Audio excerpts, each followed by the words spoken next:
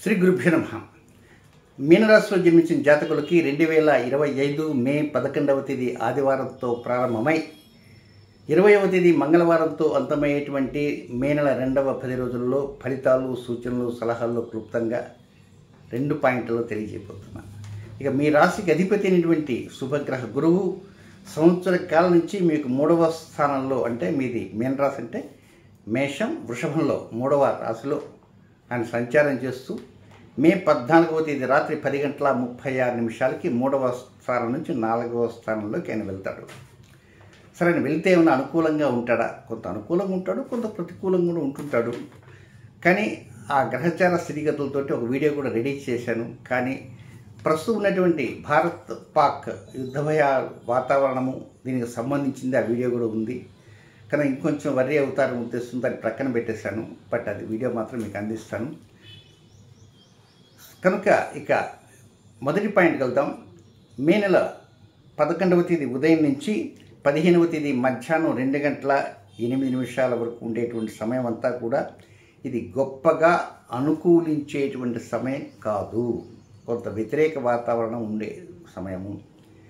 ఇందులో అష్టమచంద్ర దోషం అనేటువంటి దోషం కూడా కలిసి ఉంది. ఆ దోషం ఎప్పుడంటే 11వ తేదీ ఉదయం నుంచి 12వ తేదీ అర్ధరాత్రి 2:25 వరకు అష్టమచంద్ర దోషం అంటారు.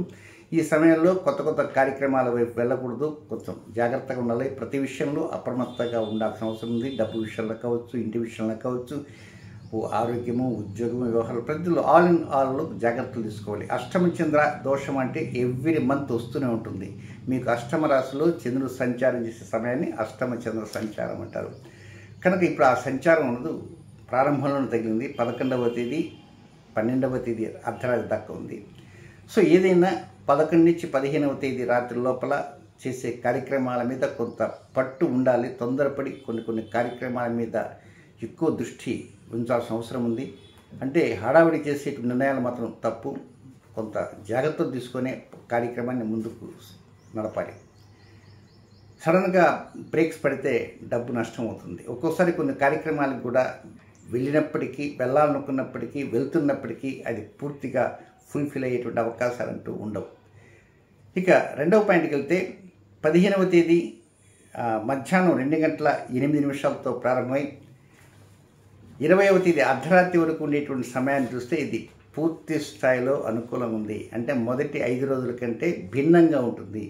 ఇది కొంత 60 నుంచి 75% వరకు అనుకూలతలు ఉంటాయి. లాభ స్థాయి బాగా ఉంటుంది. లైఫ్ అడ్మినిస్ట్రేషన్ బాగుంటుంది. ఉద్యోగంలో, వ్యాపారంలో, వ్యవహారంలో, దాంపత్యంలో, నూతన వరవడిలో, నూతన కార్యక్రమాలు, శ్రీకారం చుట్టూలో, కొత్త కొనుగోలులో, కొత్త అమ్మకాలలో ఆలినాలు చక్కగా అనుకూలతలు ఉంటాయి. ఎక్కడ వ్యతిరేకతలంటూ ఏముండవు. ఇక మీనరాశిలో జన్మించిన జాతకులు, అంటే పూర్వభాద్ర నక్షత్ర 4వ పాదంలో జన్మించిన జాతకులకి 18వ తేదీ ఆదివారం సాయంత్రం 6:52 ప్రారంభమై 19వ తేదీ సోమవారం రాత్రి 7:29 వరకు అనుకూలమైన సమయం కాదు. రొటీన్ కార్యక్రమం చేసుకోవచ్చు. ఇక రెండవ నక్షత్రం ఉత్తరాభాద్ర. ఉత్తరాభాద్ర నక్షత్రంలో జన్మించినటువంటి జాతకులకి 19వ తేదీ సోమవారం రాత్రి 7:29 ప్రారంభమై 20వ తేదీ మంగళవారం రాత్రి 7:32 వరకు అనుకూలమైన సమయం కాదు. కానీ క్రొత్త కార్యక్రమాల వైపు వెళ్లకుండా, శ్రీకారం చుట్టకుండా, క్రొత్త కొనుగోలు వెళ్లకుండా రొటీన్ కార్యక్రమాల వైపు మాత్రమే మొగ్గు చూపడానికి ప్రయత్నం చేయండి. ఇక మూడవ నక్షత్రం రేవతి.